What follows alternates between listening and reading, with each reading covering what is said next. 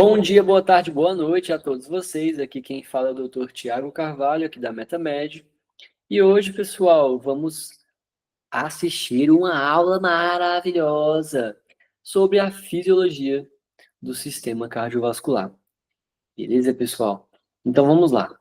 Dentro da fisiologia do sistema cardiovascular, pessoal, eu quero que vocês lembrem o seguinte, né? Qual que é a principal função, né, do nosso coração, né? Ou melhor dizendo, qual que é a principal função do sistema circulatório e cardiovascular, né? É basicamente distribuir sangue, né, pessoal? Como vocês sabem, o coração é um músculo importantíssimo, ele vai estar fazendo essa distribuição sanguínea, certo? Agora vamos pensar o seguinte, toda a parte de nutrientes, de gases, né, hormônios, excretas, ele vai estar ali caminhando em nossas veias através da corrente sanguínea, tá? Toda a parte também de retirada de células, de excreção, os próprios hormônios também é importante estar lembrando disso, o gás carbônico também, mediante ali a respiração celular, vai estar tudo totalmente envolvido no processo, tá? Lembrando também que o sangue, né, pessoal, ele transporta toda a parte de substâncias, né, a parte de hemácias, leucócitos, plaquetas, o próprio plasma sanguíneo. Já os vasos são as vias no qual esse sangue ele vai estar circulando, tá? O nosso coração, ele é o motor disso tudo, né? Ele vai ser um músculo ali principal, no qual vocês vão ver aqui como funciona, né, esse bombeamento. Toda parte também da circulação, pessoal, vale lembrar, né? Se a gente for voltar lá nos peixes, anfíbios, répteis, aves, mamíferos, né? O que eles têm em comum? Que a circulação é fechada, certo? Já o sangue ele vai ser impulsionado pelo coração o tempo todo, né? Por meio de artérias, veias, capilares. Lembrando que nas artérias ali a gente vai ter essa evolução, né? Artérias, arteríolas, depois capilares, né? Veias, vênulas e também capilares, tá bom? Lembrar que os capilares são as menores unidades desses vasos, no qual acontecem as trocas gasosas lá nos alvéolos, no qual acontece a nutrição e oxigenação dos tecidos, né? É dessa forma que vai estar acontecendo. Lembrando, pessoal, um pouco da anatomia, né? As artérias elas vão ter tanto um tecido conjuntivo, cobrindo ela por fora, um tecido muscular liso, por isso que a gente não tem nem controle desse movimento dos músculos dos vasos, o endotélio protegendo, certo? E as células ali propriamente endoteliais, lembrando que elas são fenestradas justamente para conseguir ter transporte de células e nutrientes. Outro ponto muito importante é toda a parte das veias, né? Também tem um tecido conjuntivo, também a musculatura lisa, tem o endotélio cobrindo, certo?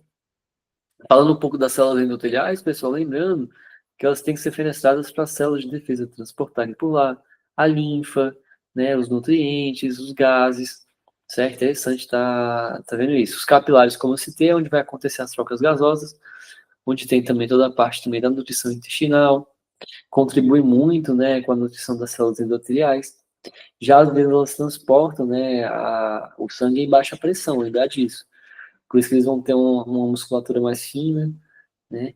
E ele é um bom reservatório. E aí vamos lembrar o seguinte, né? A evolução, como eu citei, né? Dessa musculatura lisa, olha a diferença, né? Do calibre do músculo de uma artéria para uma veia, né?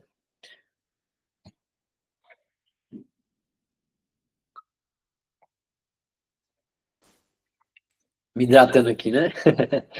Falando em artérias, né? Lembrando que elas têm paredes espessas, como eu acabei de citar, transformam toda a parte da ejeção pulsátil do sangue, por isso que elas têm que ser mais calibrosas, pessoal. Elas vão ter mais pressão. Lembrem disso. Até atingir as arteriosas, certo? Que vai diminuindo a pressão. Elas amortecem também as oscilações do fluxo sanguíneo, então lembrando que quando o fluxo ele vem alto, ela tem que ser elástica, justamente para poder ajustar esse calibre, regulando a pressão ali do sangue, tá? Ela é importantíssima também na irrigação do próprio miocárdio, tá? Inclusive, ela já, assim que sai da horta ali, ela já tem algumas fenestrações que vão nutrir ali as artérias coronárias, né? Principalmente, certo? Outro ponto importante é, lembrando que a gente tem tanto essa túnica interna quanto a túnica média, né? As arteríolas, como eu falei, são ramos das artérias, né? Os ramos finais ali, elas são menos calibrosos. Toda a parte também das válvulas, né? Que controlam o lançamento do sangue para os capilares também. Lembrando que, assim como as veias também tem esse sistema de válvula.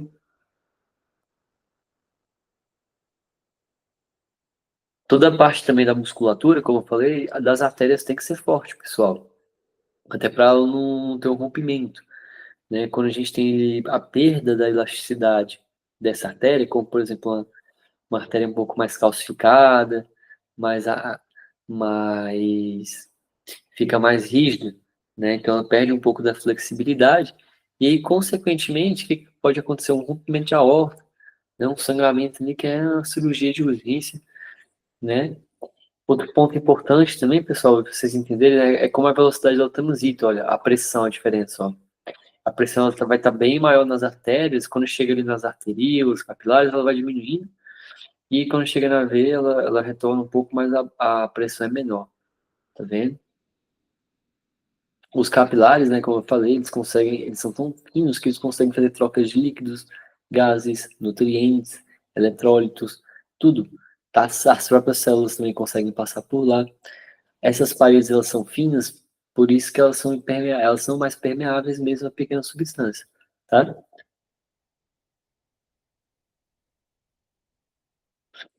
Já as vênulas, da mesma forma, pessoal, elas também são menores, né, em calibre, tem a anastomose delas que vão girar várias vezes, tá?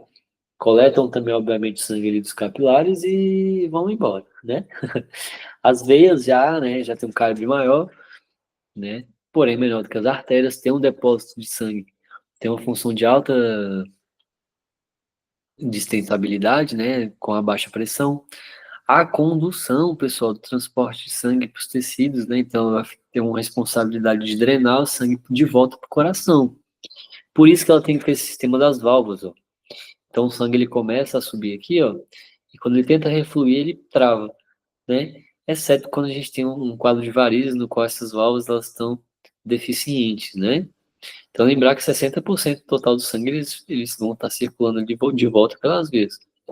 Agora, as varizes, né, como eu falei, ó, as veias varicosas, elas têm um alargamento no qual a válvula ela fica deficiente e o sangue ele acaba refluindo, tá vendo?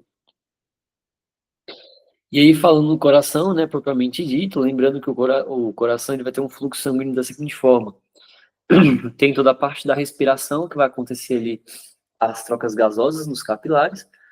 Desses capilares, eles vão estar entrando na corrente sanguínea e voltando ali para o coração, entrando esse sangue oxigenado através do átrio esquerdo. Do átrio esquerdo, ele vai passar pela válvula mitral, ventrículo esquerdo, artéria aorta.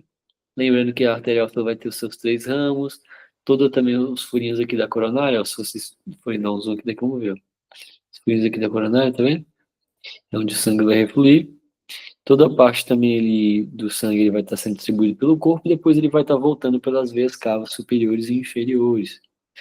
Das veias cavas superiores e inferiores, ele vai entrar dentro do nosso átrio direito, do átrio direito passar pela válvula tricúspide, depois ventrículo direito e cair ali na válvula tronco pulmonar para chegar nos pulmões, tanto direito e esquerdo, por isso que é tronco pulmonar, né? Tem então duas divisões.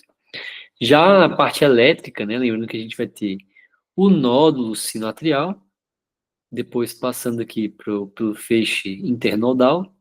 Do feixe internodal ele chega no nódo atrioventricular e do atrioventricular ele vai se distribuir por meio das fibras de Purkinje, né? Feixe de His. Então aqui a gente vai ter, ó, a artéria aorta, como eu falei, no mesmo esquema, né? Lembrar que a artéria aorta também, ela é bem mais calibrosa do que as demais, até porque ela é a principal, é onde tem a maior pressão. Então lembrar, pessoal, falando em pressão, a região onde mais tem pressão também na região do coração é o ventrículo esquerdo, tá? Visto que aqui é uma região no qual a gente vai estar impulsionando o sangue para todo o corpo. Então é bom lembrar o seguinte, ó, a sua musculatura, por trabalhar mais, ela vai ficar mais calibrosa. Então, o lado esquerdo ele é mais hipertrofiado, tá? Então, lembrar, o estímulo pelas pulsações cardíacas, como eu falei, ele vem através do impulso nervoso, passando ali do nodo sinoatrial, né, que é como se fosse o nosso marca-passo da vida, né? Aí feixe internodal, nódulo atrioventricular, né? Lembrar que todo esse movimento elétrico vai forçar com que o coração faça um movimento helicoidal, drenando sangue ali pelo ventrículo esquerdo e impulsionando para a artéria. Nisso, pessoal, o que acontece? A contração, que é a sístole, né, vai gerar uma pressão em média de 120 milímetros por mercúrio. Já uma diástole, que é o relaxamento, ele gera em torno de 80, ou seja, a pressão bem maior na sístole, né? Aqui é outro exemplo, né, de como funciona esse fluxo sanguíneo todo, né, que é interessante vocês estarem vendo. Lembrando aqui que também tem o sistema das válvulas, tanto a aórtica quanto pulmonar, né? E algumas observações, né, como eu falei para vocês, né, a irrigação do músculo cardíaco, né, a nutrição e a oxigenação dele vai acontecer aquelas penetrações ali das coronárias, é realizada pelas artérias coronárias, então, assim, é bom lembrar que ela vai ter tanto a esquerda quanto a direita e seus respectivos ramos, né? Caso a gente tenha ali uma obstrução, um infarto, né, do miocárdio, é justamente lá que vai estar acontecendo. E falando em obstrução, né, a gente tem a aterosclerose, né, que é basicamente obstrução por meio de artérias, né, com placas de gordura, ou um tecido mais fibroso por conta de lesões de vasos, né. Toda a parte também da desobstrução dessas artérias, ela acontece por meio de uma angioplastia. Angio de vaso, né, e plastia de plástica, né, então algo ali no seguinte sentido de voltar a uma forma, né, nessa questão. E aqui, ó, a gente consegue ver um desenho da obstrução. Qual que é o principal problema dessa obstrução, pessoal? Que é aquele pensamento de quando a gente coloca o polegar na frente da mangueira. Aumenta a pressão do vaso, ele pode romper, a gente pode ter ali um aneurisma, entendeu? Pode ter ali, enfim, em situações adversas, né, por conta dessas placas. E um dos procedimentos que a gente pode estar fazendo é a colocação dos stents, né?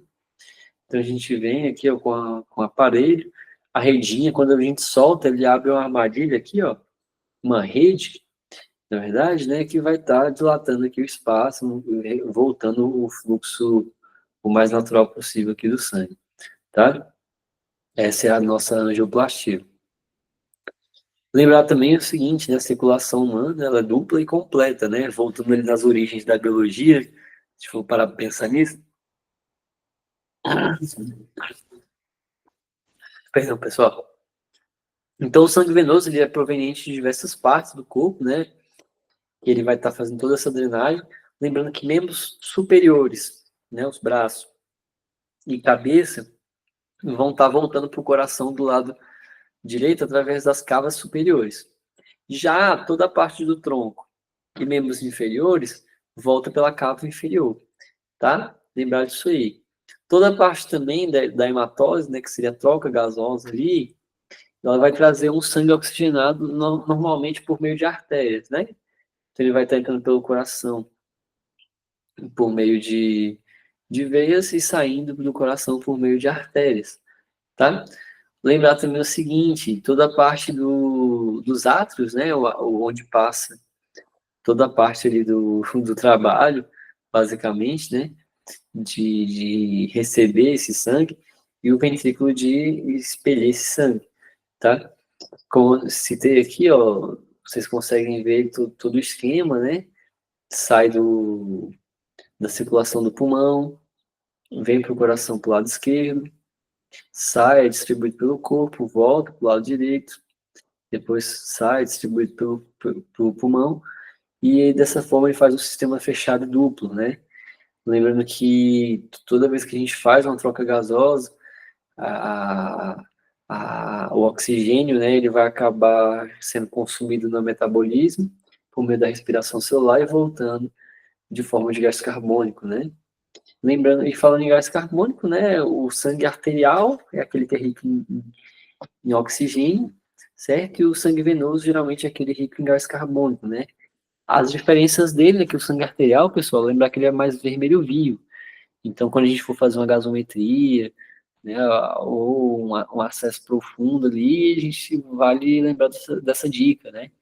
O sangue venoso ele é mais escuro, né? Então, vocês conseguem ver até quando a gente tira sangue, né? Geralmente não vê, é um sangue mais escuro mesmo, né? Lembrar também o seguinte, dentro do circuito de vasos, né, entre o coração e o pulmão, né, a gente fala que isso é uma circulação, uma pequena circulação, na verdade.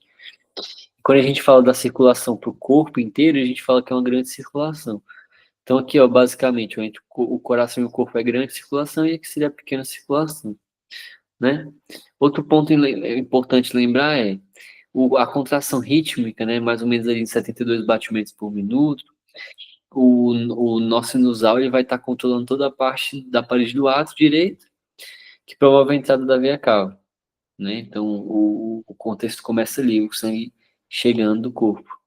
Depois, ele vai controlar o marca-passo, passando o próximo sinal para o nó do átrio ventricular, que ele fica mais ou menos ali no septo, né? Bem próximo ali, na transição, como até diz ali, entre o átrio e o ventrículo. E todo esse impulso nervoso, pessoal, ele consegue ser visualizado no eletrocardiograma, né? Que é um instrumento, ele basicamente permite analisar esses impulsos, se eles estão normais, né? Ou seja, sinusais, ou se eles estão alterados, né? Se a gente tem ali indício de, às vezes, um infarto, um supra, né? Um ataque. Então, aqui a gente consegue ver, né, o normal, né? A onda QRS normal, tudo bonitinho, né? Então, lembrar que ele faz toda essa parte da captação, né? Da pequena corrente elétrica que vai estar passando no nosso coração, que é controlada justamente por um pulso nervoso, né? Então, aqui a gente consegue ver esse esquema de feixes aqui acontecendo. O marca-passo, né? Que é um automatismo cardíaco, a gente vai ter todo o sistema de geração, né, de impulsos que vão estar sendo envolvidos nesse meio desse controle do miocárdio, né? Já o tecido dessas células que são especializadas para a produção desses impulsos, né, vão estar ali se contraindo de uma forma micro, que em um grande montante fica algo que circula o sangue todo no nosso corpo, né? Bem importante. Então, vale lembrar que, basicamente, a gente vai ter uma contração isovolumétrica na sístole e um relacionamento isovolumétrico na diástole, tá? Vale sempre lembrar das questões elétricas do sistema cardiovascular, como também um pouco da sua anatomia, né? Então, espero que essa aula aí de fisiologia tenha te ajudado, certo? Eu fico por aqui e vamos até a próxima.